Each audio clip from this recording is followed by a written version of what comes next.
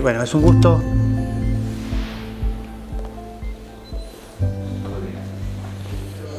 Buenas tardes, mi nombre es Luis Daguerre, soy titular de Derecho Civil 4, Derechos Reales de esta Casa de Estudios, y dentro del plan para alumnos libres que ha aprobado el Consejo Directivo a propuesta de los estudiantes consejeros y del Centro Estudiante de Derecho, se realiza este y otros videos más que le seguirán de nuestra materia a los fines de orientar al alumno que rinda en esa condición. Nuestra materia de derechos reales es una materia que es bastante compleja si se tiene en cuenta que trata ni más ni menos que de todo el derecho de propiedad y toda la relación que tiene una persona con las cosas y a partir del Código Civil y Comercial con algunos bienes, o sea, con algunos derechos. Tenemos que saber que metodológicamente el Código Civil y Comercial ha adoptado justamente, valga la redundancia, la metodología del codificador anterior de Vélez Arfiel a dividir el Código Civil y Comercial en libros, y ha mantenido también esta división entre los derechos reales y personales, que es muy importante y que ya nos venía del derecho romano, de Freitas, del derecho francés y demás. ¿Por qué digo que es muy importante que la haya mantenido? Porque tenemos una costumbre muy arraigada, cultural, jurídica en nuestro sistema, en el cual distinguimos, por un lado, las relaciones personales, los que ustedes estudiaron cuando rindieron contratos y obligaciones. A eso vamos a llamar de aquí en adelante relaciones personales, que son justamente aquellas relaciones que se generan entre distintas personas y que en principio solo afectan a ellas y muy eventualmente pueden llegar a tener efectos contra alguien que no participó. Por eso solamente incluimos aquí los contratos y las obligaciones. Por otro lado, los derechos reales son derechos que crean una relación directa e inmediata sobre el objeto, como dice el artículo 1882 del nuevo Código, porque se ejerce la relación de poder directamente sobre el objeto. Fíjense que ya no digo sobre la cosa exclusivamente, como lo decíamos con el derecho anterior, sino que el objeto de los derechos reales ahora también pueden ser los bienes, como lo voy a explicar seguidamente. Comienza el Código Civil y Comercial en el artículo 1882 con el concepto de derecho real, que, habida cuenta la importancia que tiene el mismo, vamos a leerlo un poquito para desmenuzarlo y para comprenderlo cabalmente. Dice el artículo 1882, el derecho real es el poder jurídico de estructura legal que se ejerce directamente sobre su objeto, en forma autónoma y que atribuye a su titular las facultades de persecución y preferencia y las demás previstas en este código. Es una relación jurídica de estructura legal, dice el código. ¿Qué significa la estructura legal? Esa es lo fundamental en materia de derechos reales. El artículo 1884 nos aclara qué es la estructura y tenemos que tenerla muy en claro, porque esa estructura legal solamente puede ser dada por la ley y cambiar esa estructura trae aparejada la nulidad. El 1884 nos dice: la regulación de los derechos reales en cuanto a sus elementos, o sea, todo lo que es la regulación, los elementos, contenido, adquisición, constitución, modificación, transmisión, duración y extinción, es establecido solo por la ley. Es nula la configuración de un derecho real no previsto en la ley o la modificación de la estructura. Era lo que significaba el numerus clausus y la creación legal del viejo 2502 del Código de Vélez Arfiel, cuando decía que los derechos reales son creados exclusivamente por la ley. A eso se refiere con la estructura. O sea, todo lo que es estructura de derecho real, con todo eso que les conté recién, les leí recién del artículo 1884, es de orden público, no se puede cambiar. Ahí tienen una gran diferencia con los derechos personales, con los contratos y las obligaciones, donde la autonomía y la voluntad es la que prima. Aquí la estructura y casi todas las normas de los derechos reales van a ser de orden público, con todo lo que ello significa y el efecto que tiene. La segunda parte del concepto que estamos desmenuzando nos dice que se ejerce directamente sobre el objeto. Ya no dice sobre la cosa, como decía el Código de Vélez, que las cosas eran elementos de los derechos reales, sino que el objeto, como dice el artículo 1883, se ejerce sobre la totalidad de una parte material de la cosa que constituye su objeto, por el todo por una parte indivisa. Pero la novedad está en el último renglón del artículo 1883, cuando dice que el objeto puede constituir un bien taxativamente señalado por la ley. Bien como sinónimo de derecho. O sea que a partir de la vigencia del Código Civil y Comercial, un derecho puede ser objeto de los derechos reales. Yo puedo constituir un derecho real de garantía, por ejemplo, sobre un derecho de superficie porque me lo permite la ley y así lo establece.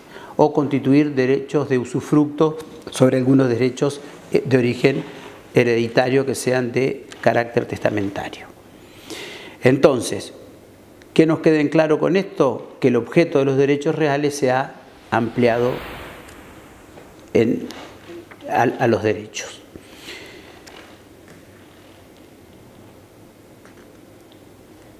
¿Qué continúa diciendo el Código Civil y Comercial? Que se ejerce en forma autónoma y que atribuye al titular las facultades de persecución y preferencia. ¿Qué son las facultades de persecución y preferencia?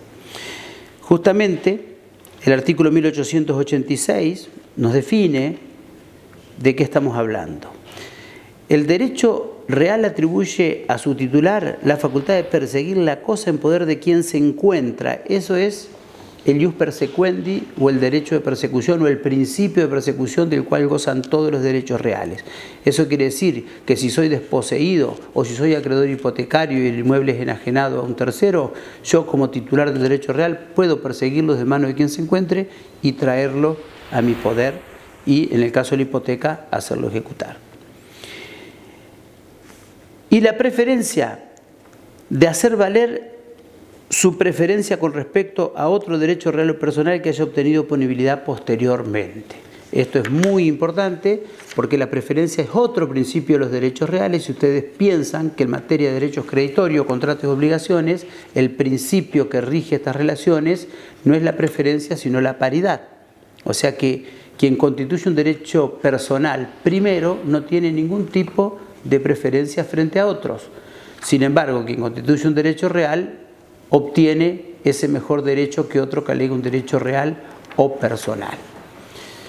Vamos a ver también más adelante, seguramente en otros videos, que como excepción a esta preferencia y demás, el tema del boleto de compra-venta y cómo gana oponibilidad un boleto de compra-venta que ahora está regulado en el Código Civil y Comercial y siendo un derecho personal, en muchos casos tiene mejor derecho que un derecho real.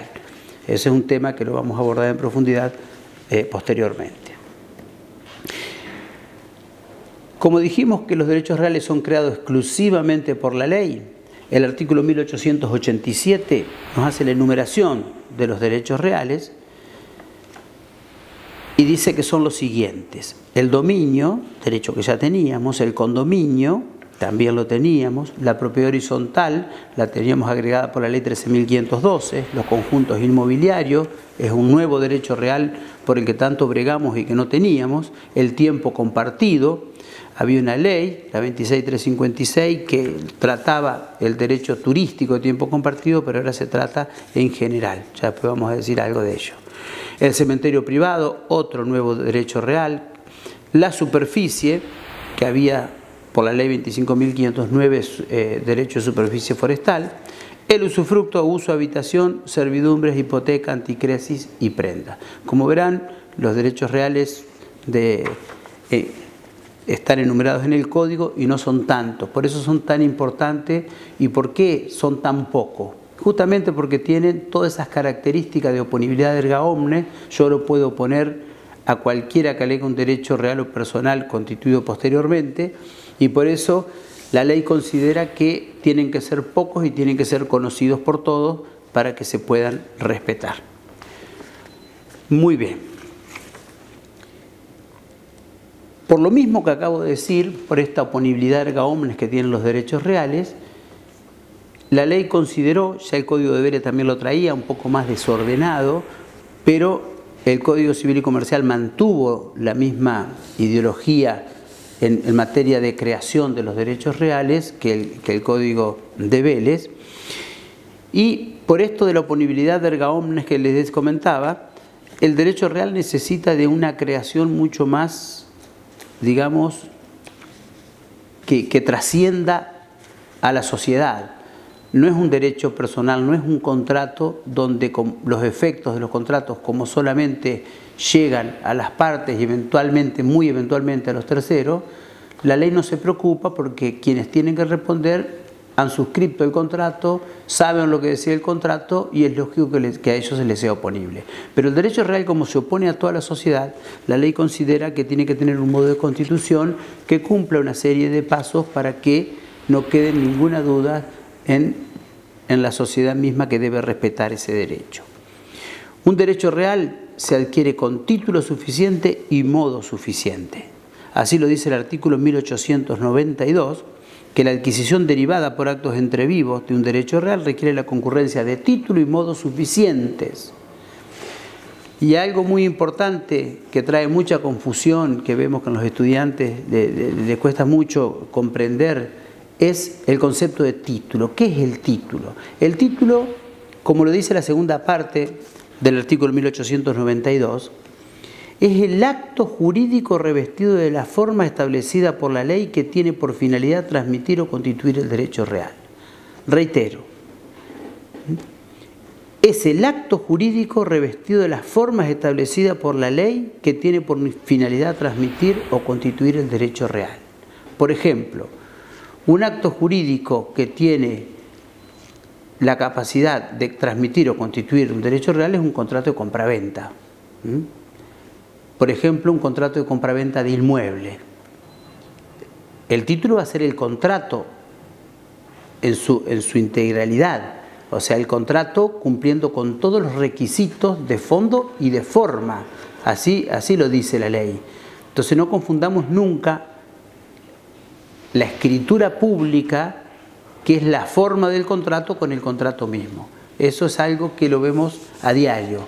O sea, la escritura pública es la forma exigida por la ley en el 1017 para que el contrato de compraventa de inmuebles sea válidamente celebrado.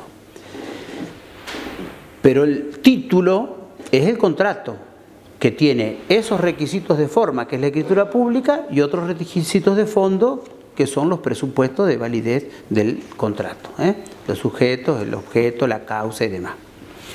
Muy bien. Una vez que ese título está válidamente conformado, que es suficiente, que tiene la forma que la ley exige para cada caso en particular, vamos al segundo requisito para la adquisición o constitución o transmisión de un derecho real, que es el modo. El modo, como dice la tercera parte del artículo 1892, dice que la tradición posesoria es el modo suficiente para transmitir o constituir derechos reales que se ejercen por la posesión. O sea que la entrega voluntaria de la cosa, la exteriorización, la entrega de la posesión de la cosa, es el segundo elemento para que se pueda adquirir el derecho real válidamente. Es el modo. Hay otros modos, pero aquí trata el modo derivado, digamos, que es el modo más común, que es la tradición, pero hay otros modos que son originarios, que después se van a tratar y ustedes los van a ver oportunamente, como por ejemplo la prescripción adquisitiva, la accesión, la especificación. Hay distintos modos también que son la aprehensión, que son modos originarios, aunque menores, porque se ven pocos en la actualidad. El modo por excelencia derivado es la tradición, o sea que es la entrega voluntaria. ¿Y qué pasa con la publicidad? Algo que por ahí también nos cuesta comprender, la publicidad registral. ¿A qué hace referencia la publicidad registral? La publicidad registral, aquí hubo un cambio porque el proyecto originario del Código Civil y Comercial contemplaba la publicidad registral constitutiva. Luego de muchas reuniones, incluso de congresos a los cuales asistieron los autores del proyecto del Código Civil y Comercial y demás, aceptaron en cambiar el carácter de la inscripción de constitutiva a declarativa. O sea que la inscripción en materia de inmobiliaria siguió siendo tal cual como lo era ahora y como está regulada por la ley 17.801, que no fue modificada, con algunos pequeños cambios de artículos, de números de artículos, sigue plenamente vigente. Como bien dice el artículo 1893, es una cuestión de oponibilidad o de inoponibilidad, depende del lugar en que se lo mire. Dicho en otras palabras, el derecho real solamente podrá ser oponible erga omnes o oponible frente a terceros interesados solo aquel que tenga una publicidad suficiente. Y la publicidad suficiente en materia de inmuebles es la publicidad inmobiliaria. Si bien, como les di el ejemplo recién del boleto de compraventa con posesión, en algunos casos la posesión también sirve de publicidad suficiente, porque el código incluso lo dice más adelante, que tanto la publicidad posesoria o registral son las que sirven para hacer conocido y hacer oponible el derecho. Pero que nos quede claro que cuando estudiemos todo el tema de publicidad de inmueble, es solamente a los fines de oponibilidad, publicidad frente a terceros interesados. El derecho real en materia de inmuebles se adquiere solamente con título suficiente y modo suficiente. Un contrato que cumpla la forma como título más la tradición. Hay algunos registros que son constitutivos, como el registro de la propiedad automotor, que cuando veamos registral se va a estudiar. Y aquí lo que interesa es la inscripción, porque el registro es constitutivo. Entonces, cuando el registro es constitutivo, como el caso de automotor, se transforma en un modo. O sea que la tradición en materia de automotores no sería importante, porque el modo aquí sería la inscripción registral. Sería título más inscripción, que sería el modo. Ahí tienen otro ejemplo de un modo diferente, que es la inscripción registral cuando es constitutiva. Muy bien.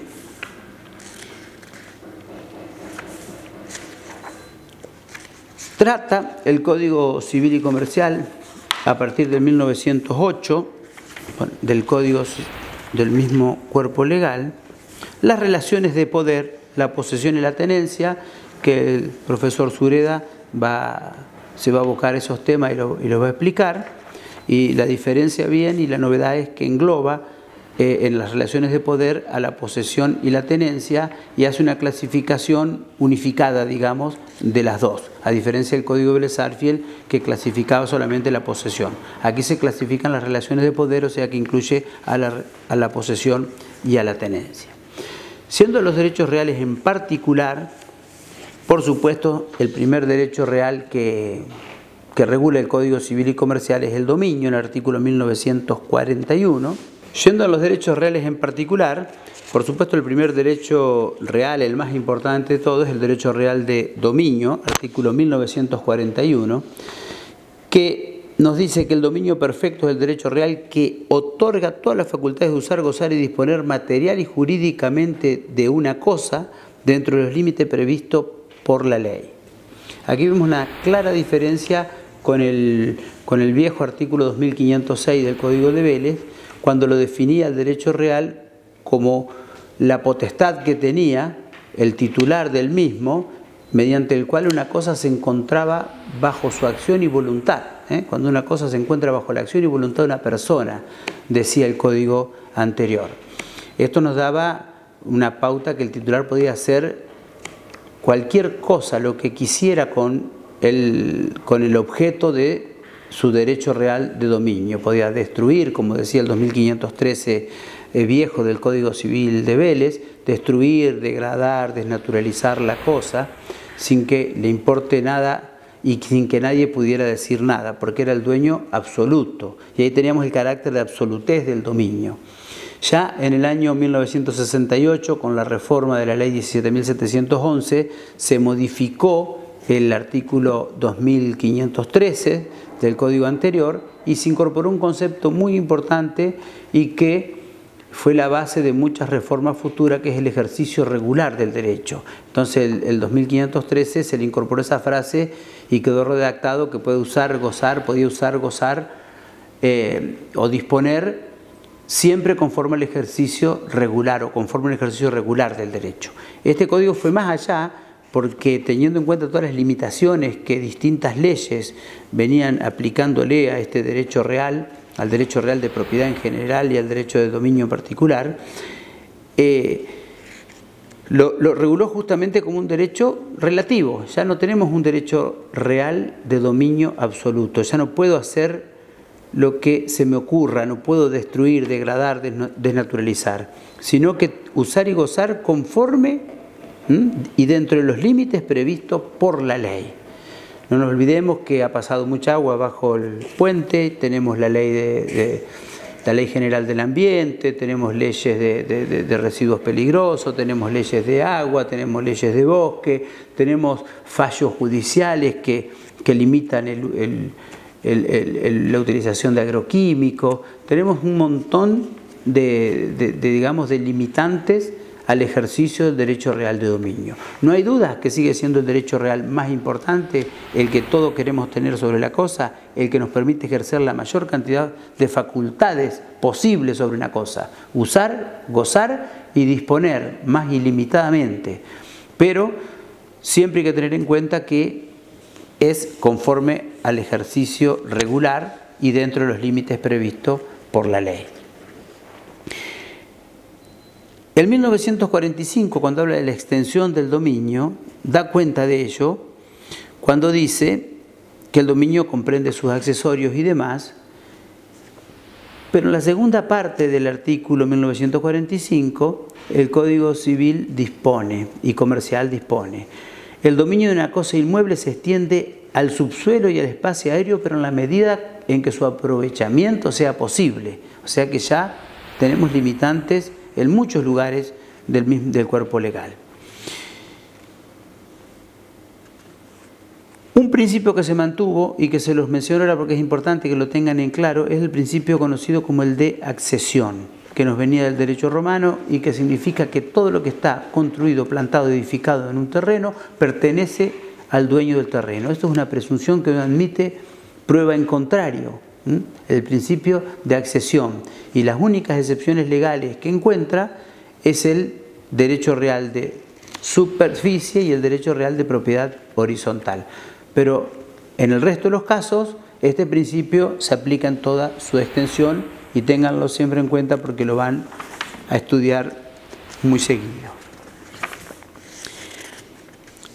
Este dominio tiene distintas características. Eso lo tenía también el Código de Vélez-Sarsfield, que es la perpetuidad y la exclusividad. La perpetuidad quiere decir que no se pierde, no se extingue por el no uso, como sí se extinguen otros derechos reales, y la exclusividad quiere decir que no puede haber dos dueños sobre un mismo inmueble o de un mismo objeto. No puede haber dos titulares de dominio sobre una cosa. Y si dos personas se arrogan la calidad de dueños, la ley tiene los mecanismos para dilucidar a quién le corresponde la propiedad. Muy importante también por las consecuencias prácticas que está teniendo, y hay que prestarle mucha atención, y que lo regula separadamente en el capítulo 3 a partir del artículo 1964, es el dominio imperfecto. Todo esto que dijimos hasta aquí del dominio se refería al dominio perfecto, pero el dominio imperfecto es justamente el fiduciario, el desmembrado y el revocable. Son figuras muy importantes porque todas traen consecuencias diferentes, digamos. ¿Por qué es imperfecto? Porque no tiene el carácter de la perpetuidad. Siempre el dominio fiduciario, tanto como el dominio revocable, necesariamente se van a extinguir, digamos, sobre todo el fiduciario.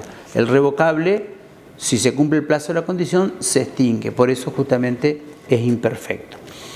Y es importante porque tiene muchas consecuencias prácticas, porque quien adquiere un dominio tiene que saber, y ahí está la función del buen abogado, de explicarle que el dominio que tiene que adquirir sea perfecto, que cumpla con todos los requisitos legales, que el título sea suficiente y el modo sea suficiente. Ya oportunamente vamos a ver estos temas que habilitan una clase única, digamos, cuando el dominio puede llegar a ser revocable.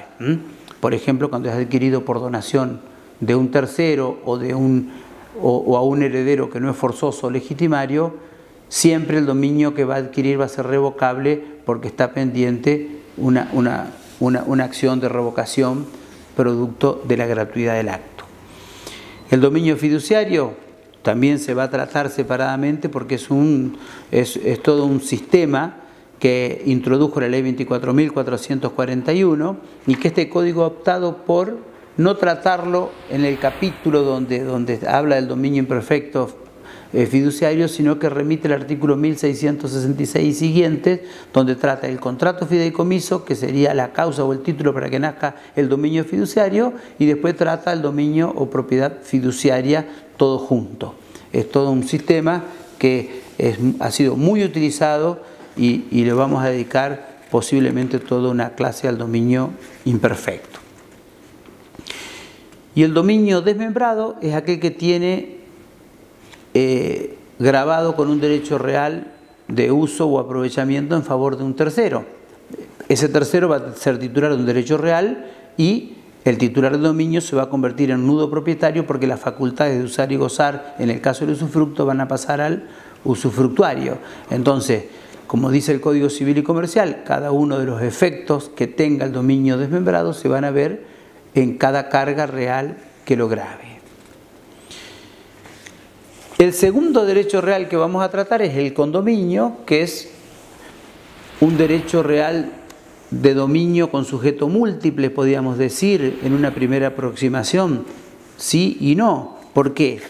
Porque está bien, es un derecho real de propiedad sobre una cosa, pero que le corresponde a cada uno, dice el artículo 1983, en virtud de una parte indivisa.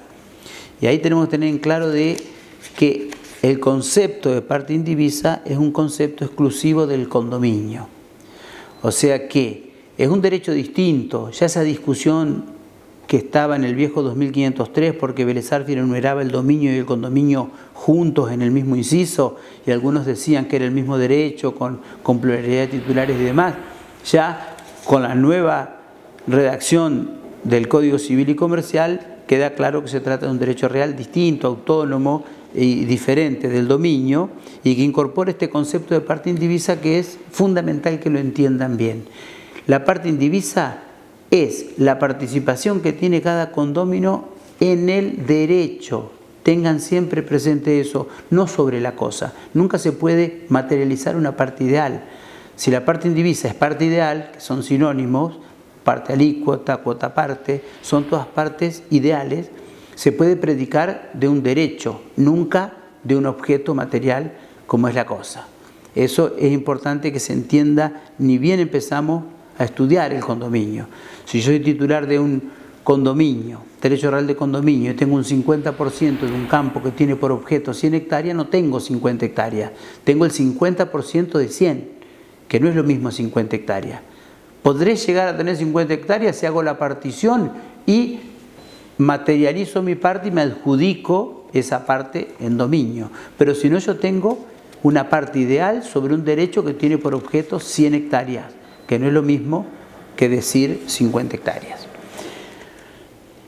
¿Por qué es importante esto? Porque cada respuesta que como abogados tengamos que dar a un cliente en cualquier asesoramiento que hagamos, en materia de condominio vamos a tener que responder separadamente.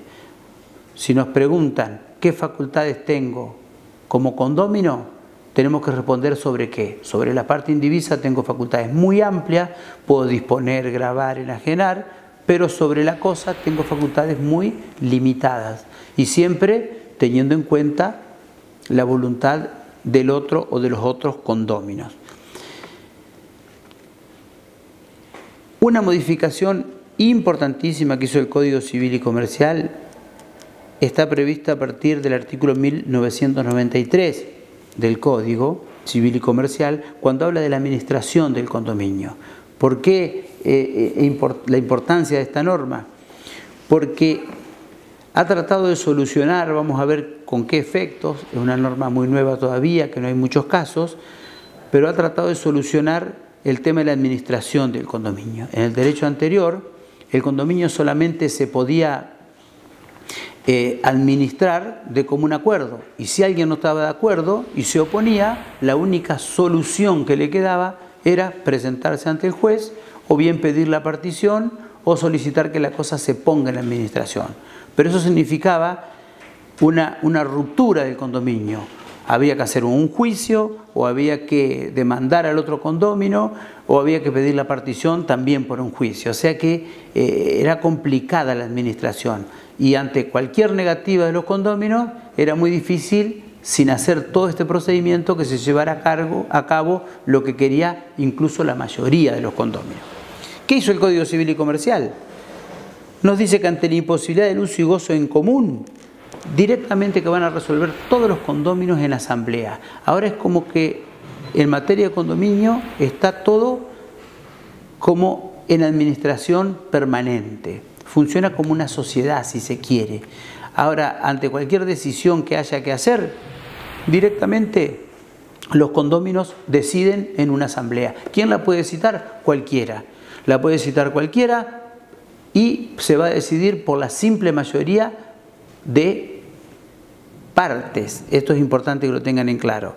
La mayoría no es por condóminos, sino por partes indivisas. Por más, dice el código, que le correspondan a uno solo. O sea que esto yo creo que va a agilizar mucho la administración del condominio. Después, por supuesto, hace todo un tratamiento bien ajustado a derecho y a los fallos más modernos que había en materia de muros medianeros. Lo trata muy bien, con algunas variantes que después se verán oportunamente. Y agrega una nueva clase de condominio. El código anterior tenía condominio con indivisión y sin indivisión forzosa. Ahora tiene condominio sin indivisión forzosa, que es el común, que cualquiera puede pedir la partición, artículo 1996. El condominio con indivisión forzosa temporaria, 1999, que los condóminos pueden pactarla por un plazo que no puede exceder de 10 años. Y el condominio con indivisión perdurable, que es el caso de los muros medianeros y de los accesorios indispensables al objeto. Como derecho real incorporado al Código Civil y Comercial tenemos la propiedad horizontal, que vamos a ver que ya se ha ampliado notablemente la cantidad de artículos.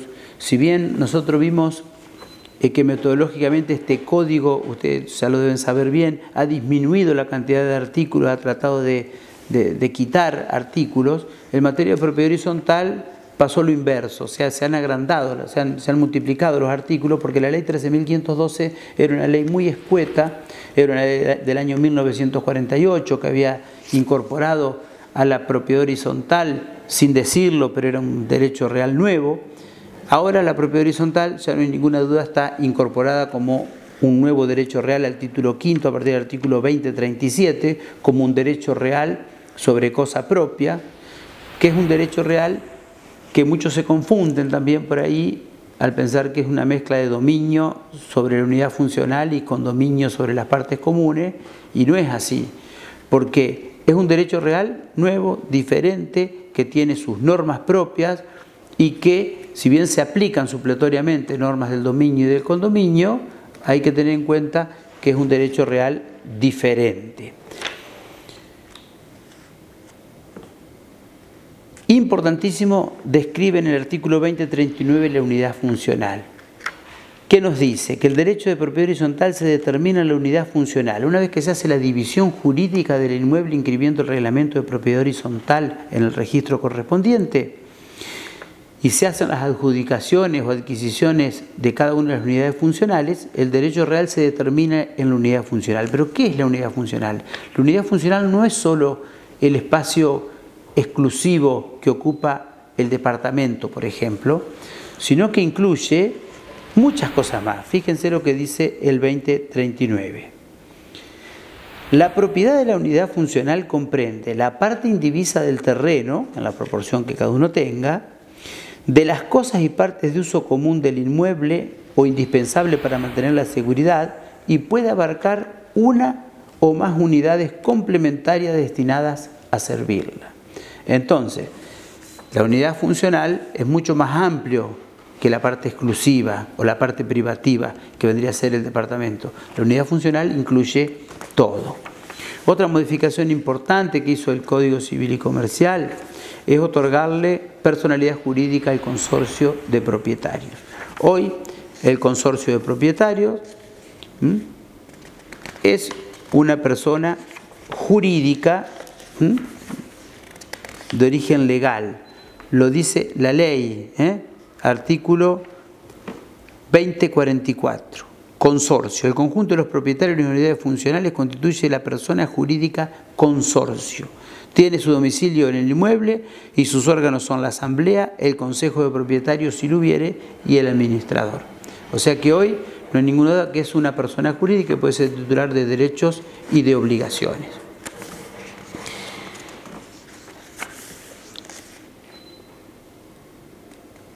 Los conjuntos inmobiliarios, a partir del artículo 2073, se ha receptado como un nuevo derecho real.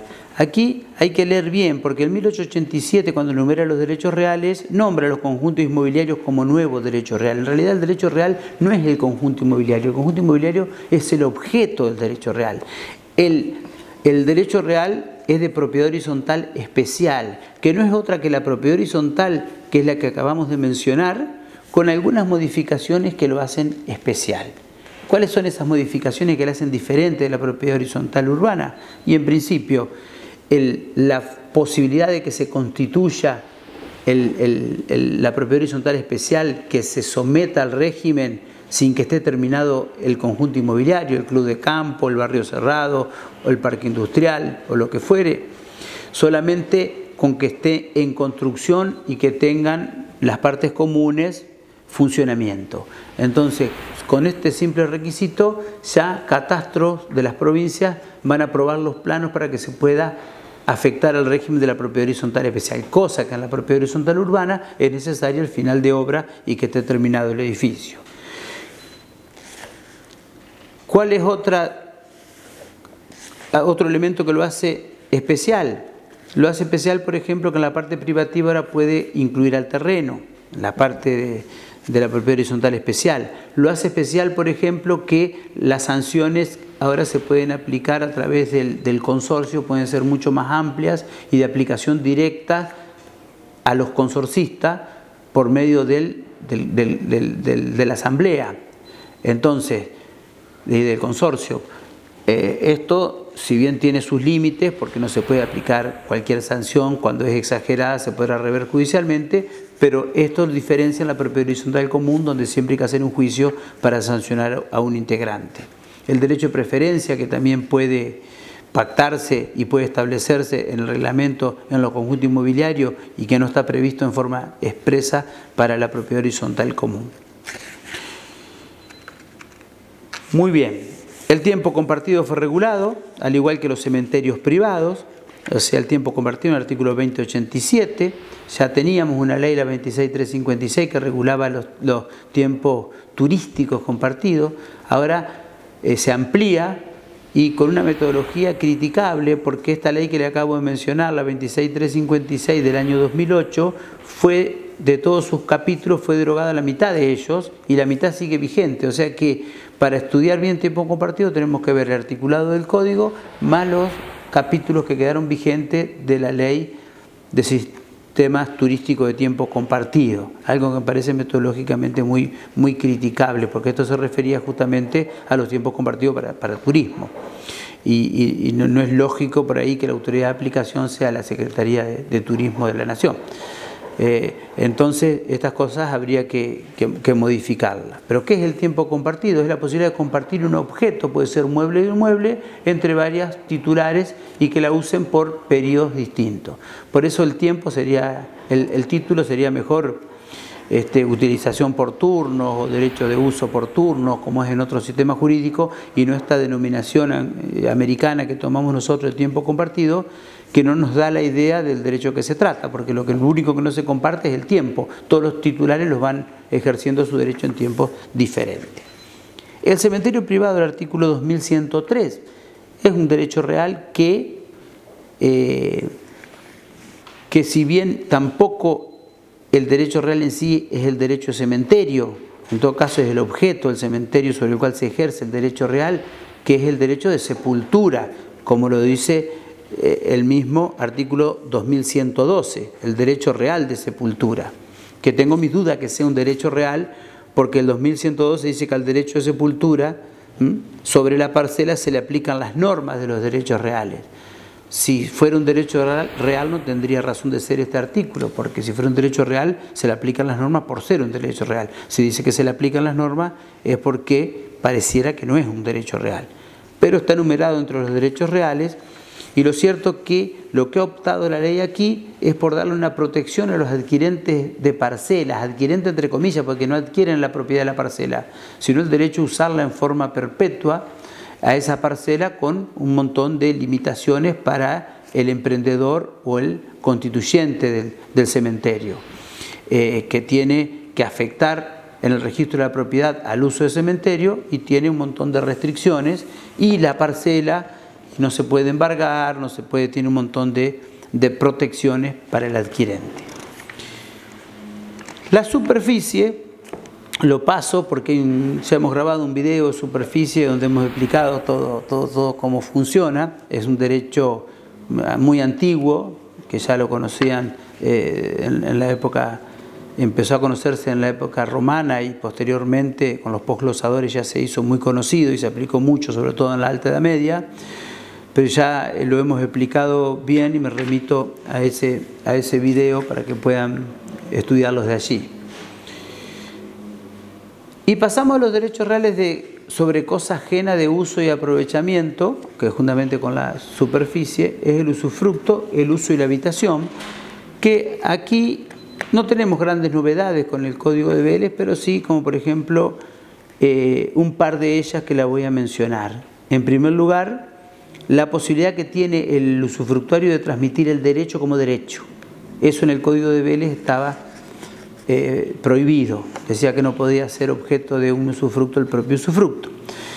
Ahora, el usufructo, que es el derecho real de usar y gozar y disponer de una cosa, de un bien ajeno, sin alterar la sustancia, o sea que no puede cambiar ni la forma ni la sustancia de la cosa, ni el destino tampoco puede alterarlo, porque sí lo dice la ley.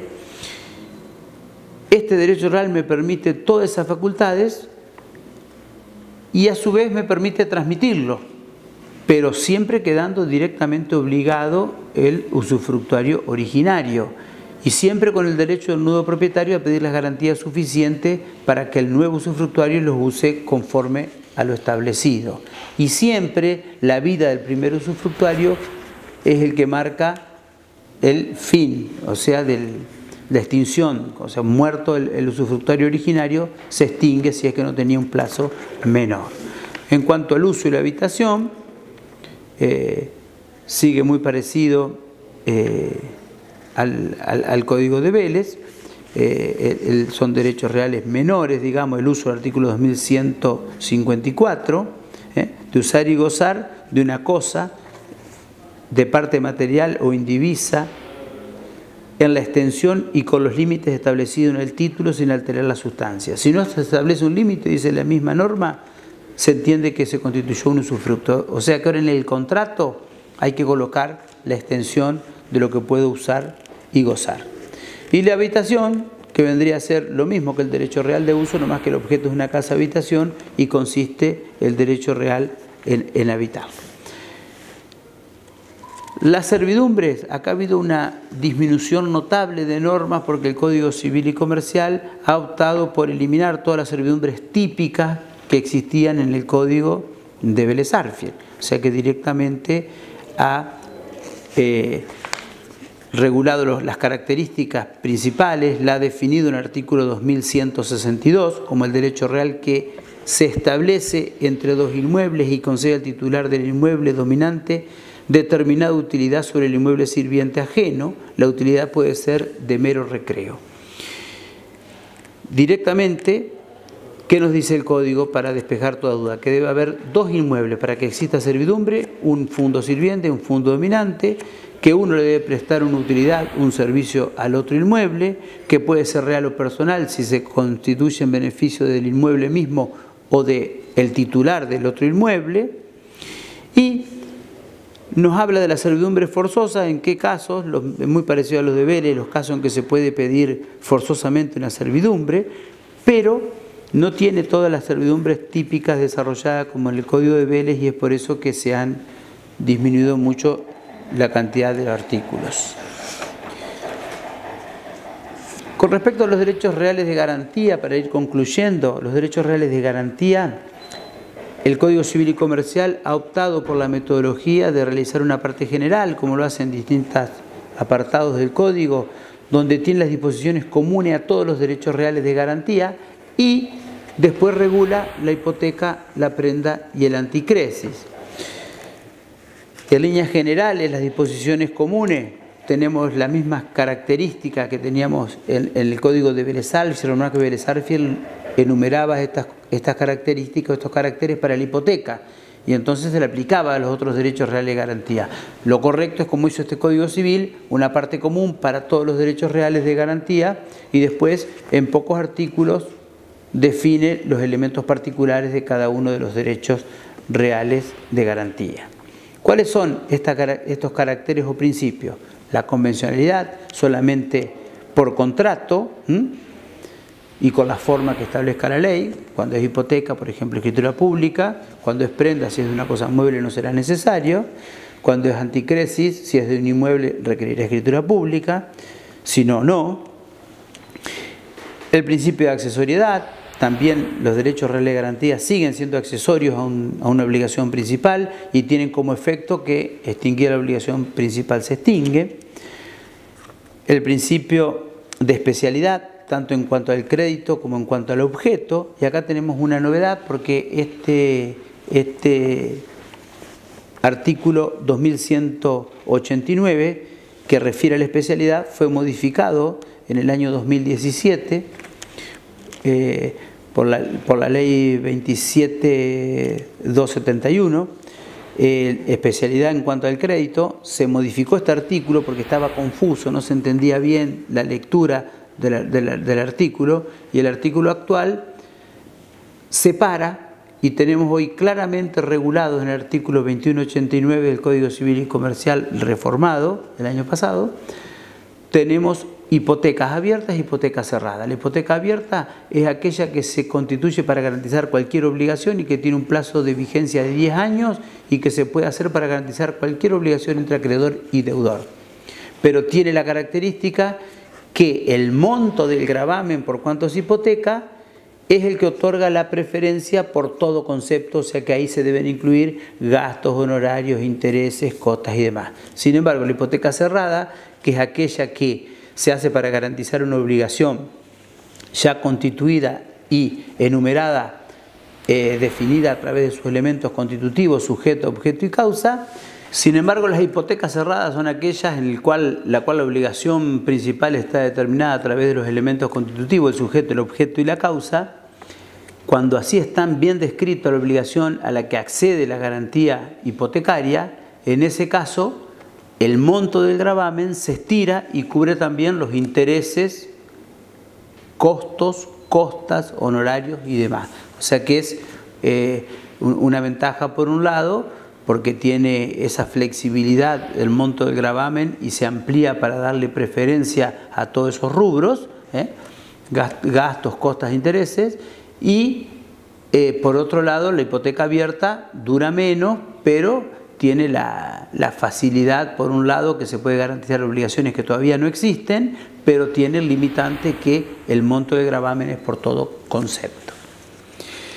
Muy bien. La parte de publicidad, que ya hablamos algo, posiblemente amerite una charla exclusiva, y lo que quedaría por ver acá en este repaso son las acciones reales y las acciones posesorias, y la parte de adquisición de la posesión y demás efectos, que lo vamos a ver con el profesor Sureda. Bueno, por ahora me despido de todos y espero que les haya servido. Buenas tardes.